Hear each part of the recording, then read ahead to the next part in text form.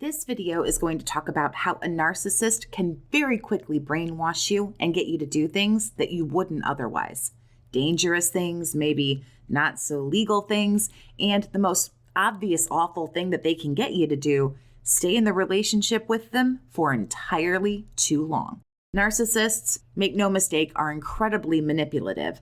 They need to work certain angles to keep their victims as confused and scared, wound up, and upset as possible. Keeping you in a fragile state helps make you actually stay in the relationship longer. And usually when you're in this unbalanced state, you try to get your footing by going to the narcissist for help, who continues to do these things, doing nothing but really worsening the situation.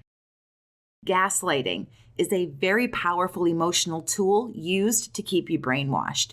Gaslighting makes you extremely confused to the point where you begin to question your surroundings, your reality, what's going on. And this technique will also add to your brainwashing because it makes you believe that you're the source of the problems, you're the source of the issues, and everything is your fault. You're never right about anything. It's always on you. A narcissist will tell you you're insane, crazy, you need help, and so on, in order to get you to be quiet and see the abuse you're going through as completely normal. And a lot of that is all wrapped around this too, making everything they're doing to you seem normal. And it happens, unfortunately, the longer we stay with a toxic narcissist. I've come to call it normalizing the bullshit. Things like gaslighting begin to slowly happen over time. We're love bombed, devalued, and it goes back and forth until you just kind of see it as that's the way things are. Well, this is just how it is. This person's very passionate. This is the way me and this person just kind of seem to exist together. Make no mistake, this is also not just true in romantic relationships. This will happen between friends, between family members, and even coworkers. Narcs manipulate. That's what they do. Another great way for a narcissist to brainwash you is by continuously playing the victim. And the more covert narcs do this particularly well. Every time they're in a bad spot or, they get caught with their hand in the cookie jar, they cry and they beg and they plead for you to forgive them. They also regale you with all kinds of awful stories about their personal life, their childhood, and what they've gone through, increasing the hope that you will continue to feel sorry for them. Probably one of the top ways that a narcissist can easily brainwash you is, now some people call this conditional love.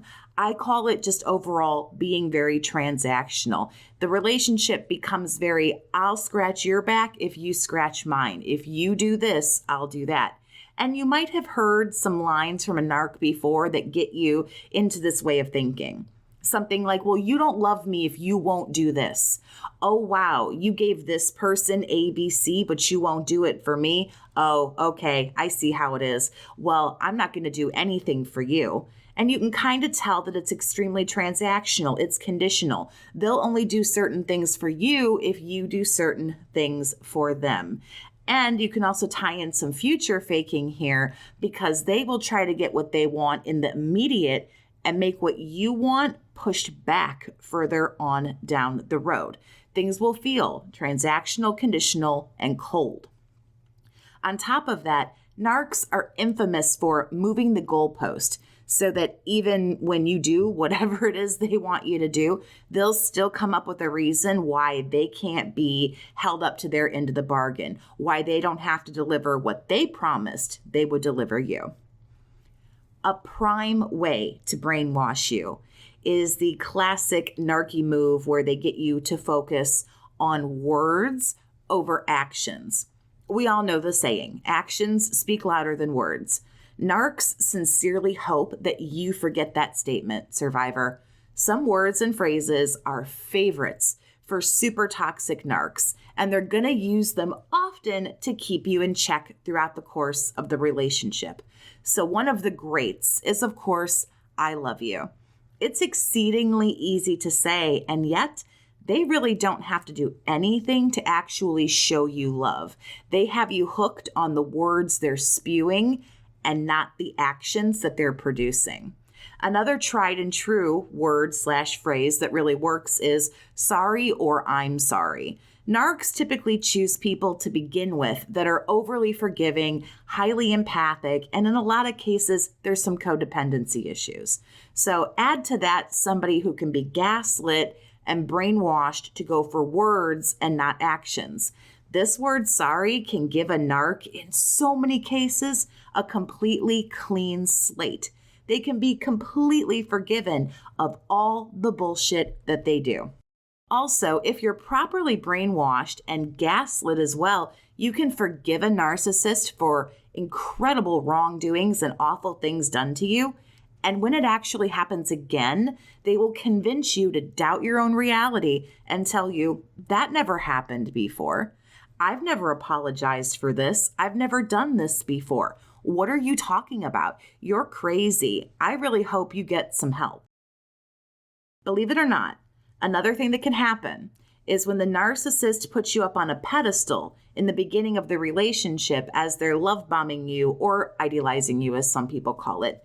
Actually, them putting you up on a pedestal and treating you the way that they are causes you to be brainwashed. The narc builds you up and up and up. Compliments, spending so much time with you, making you sound like such a hot commodity, and I'll be damned if it doesn't just absolutely set you up to fail. As the narcissist begins to treat you badly, this causes confusion. How could it not? They thought you were so great, and now it's so clear that they think you suck. So what happened here? You know what happens? Oh, I'll tell you. You're brainwashed into thinking that now you're deficient. So you try harder and harder to do more and more to get them to be happy again because they were so happy in the beginning. Remember when they were telling you you were so great and so perfect, and now they seem so disenchanted with you. So what do you got to do, survivor? You got to try again. You get placed in a class so high, it can't be reached again. But you try over and over to get back to that place that you never were to begin with because perfection does not exist.